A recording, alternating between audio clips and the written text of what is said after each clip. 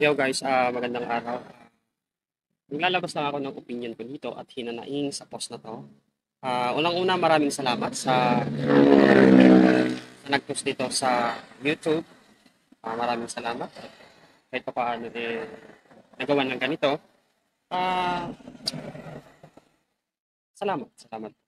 At may mga nabasa akong comment na medyo below the belt, medyo hindi maganda, may toxic. Meron din naman sumuporta.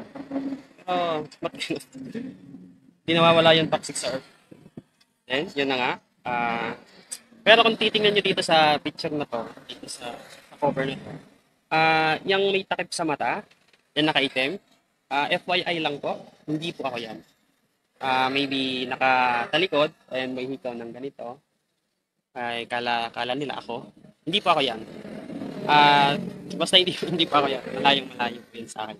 Kahit i-check nyo yung profile niyan or ano pang social media platform niyan, hindi po ako yan.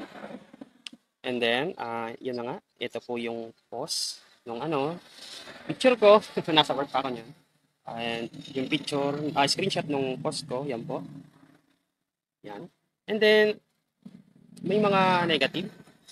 Ito, tulad dito, bakit noong nandyan si Chris sa pills, di siya lumitaw?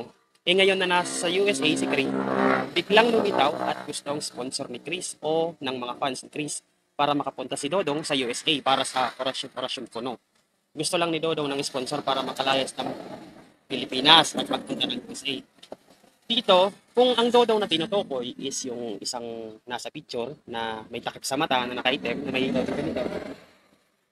Ah, okay, kung yun. Pero kung ako yung tinutukoy nito, kasi nung una, year 2021 ata or 2022, nag-reach out na din ako ng kay Chris. Hindi pinalad. And then, ah, yun, matagal na. Hinayaan ko na lang din. At nung, ngayon, nag-scroll lang ako lately sa newsfeed, sa Facebook, nakita ko, and then, try ko ulit. Why not? Hindi naman mahirap try ulit. Yun na nga, ah, bakit may mga ganitong tao? Ha? Ikaw, ano bang kaya mong gawin? Ano bang magagawa mo? May magagawa ka ba? Ha?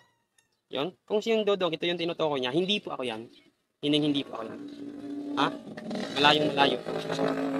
At hindi din ako nagpo-post ng mga ganyan na ginagamot ko personal. Hindi po ako nagpo-post. Kaya, I mean, yung ganito video, hindi. Hindi ako nagpo-post. Yung ginagamot ako actual, hindi. Walang video. And then, itong isa, scam yan. Doktor nga, di siya mapagaling, ikaw pa. Dito tayo, stick tayo. Bakit yung mga kung katoliko ka man, may nabalitaan ka na ba o may nakarating na ba sa'yo na may tinanggal na ganitong bagay sa katawan? Yun, tulad ng mga insekto. Totoo yun, maniwala ka, totoo yun. Mga pako, mga bubog, mga tamtax. If naka-encounter ka na nun, hindi po yun, wala pong doktor na galing sa kulang, ginamot ng doktor. May nakuhang ganun, wala. Maniwala ka sa akin, walang ganun. Bakit? Subukan natin. Yung totoo lang, kunwari, may nangyari sa inyo, sa pamilya nyo, lapit ka sa akin. Yung totoo lang, kunwari may sakit ng ganito, lapit ka. Pag napagaling kita, goods yun, goods. Mawala lang, judgmental lang ganito. Baka pangit. And then may nag-comment, hindi naman maniningil daw kahit kusing, susubukan lang daw, walang perang involved. How come na naging scam to? Kaya nga, wala naman. Sana naman, walang perang involved. And then, ito pa, gusto lang yatang makarating ng Amerika. Bakit may mga taong ganito? Alright. Noon, gusto ko makarating ng Amerika, totoo.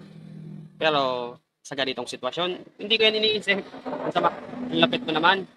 Lapit mo naman mga napaka. Di yan sa ganyan. Tumutulong na nga yun. Gusto na nga tumulong yung tao, ganyan pa yung iniisip. Ha? Bakit ganun yung mga taong ganito sa Pilipinas? Ah, pagpatuloy mo. Hindi sa ganun. Okay, ito naman sunod. Baka gusto lang mag-abroad. Yung isa naman, correct. Gusto ko talaga mag-abroad. Gusto ko talaga mag-abroad. Pero kung yung si Chris Aquino yung yung sa tingin yung ginagawa ko dahil hindi, unang-una, May nagsasabing taga-Amerika, may nagsasabing nasa Pilipinas lang. Hindi ko alam. Minsan nga, may mga nakikita nga ako sa social media na patay na message sa akin, no? Which is hindi naman pala. May mga fake news, mga ganon. Pero ba't ganon kayo? Ba't ganon kayo? Ito pa, nako, gusto yata sumikat yung ng volunteer. Nako, gusto yata sumikat yung ng volunteer na yan. Nasa inyo na lang kung magtiwala kayo. Ang tanong, payagan ba siya ng doktor? Siyempre hindi. Siyempre hindi papayagan ng doktor. Sa Pilipinas tayo eh. May mga nagamot na ako nung nasa ospital pero hindi sinasabi, hindi namin pinapaalam sa doktor na ako, ganun yung gagawin ko. Hindi. Pero pumupunta ako ng ospital. Totoo, legit. Totoo yan. Yun. Hindi sa gustong sumikat. Bakit kami mga taong ganito mag-isip? Natural. Oh, sabihin na natin, pag nakarating ako sa harap ni Grace, aminin nyo, makikilala ako, sisikat ako. Pero hindi ganyan yung mindset ko. Hindi ganyan. Huwag kayong anak. Huwag kayong ganyan.